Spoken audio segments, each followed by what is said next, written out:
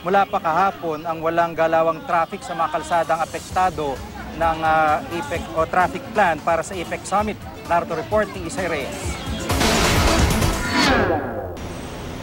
Dahil sa matinding traffic, bunsod ng mga saradong kalsada para sa APEC, nahirapang pumasok at umuwi sa trabaho ang marami nating kababayan kagabi. Stranded ang maraming pasahero sa Mia Road sa tapat ng Coastal Mall dahil sa sobrang bigat ng daloy ng trapiko. Pare-pareho silang walang masakyan. Tulad na lang ni Elton Pilo na alas 5 pa ng hapon umalis ng kanilang bahay sa Cavite. Na-traffic na raw siya sa Alabang Zapote Road, Las Piñas pa lamang. At pagdating dito sa Coastal Mall, walang gustong magsakay papunta ng Makati.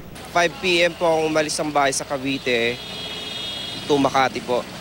Then umikot siya ng Las Piñas kasi sarado yung yung yung dito sa yung may toll gate. Tapos hanggang ngayon wala pa akong masakyan. Maliban sa kanya, marami naman ang naglakad at umasang makakasakay na sa coastal. Pero bigo pa rin katulad ni Lola Elizabeth.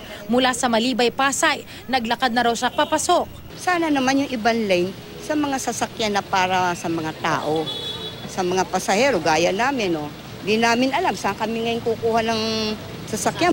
Aminado ang mga jeep, taxi at mga shuttle service na hindi na sila makabiyahe ng normal dahil sa tindi ng traffic. Wala raw silang magawa kundi magtaas ng singil o ibahin ng diskarte dahil sa bigat ng trapiko. Ang mga taxi nag-uulo-ulo na lang na parang UV Express. Kinakagat naman ang mga pasahero kahit na mas mahal ang pamasahe. Kasi sobrang traffic namin. Hirap na rin kami ikot-ikot. Ang mga jeep, doble rin na singil sa mga pasahero. Kaya ang reklamo ng marami, napagod na nga raw sa biyahe, butas pa ang mga bulsa. Magkano? 120 daw eh. 120? Oo. Punta saan? Dasma, Originally, magkano lang dapat?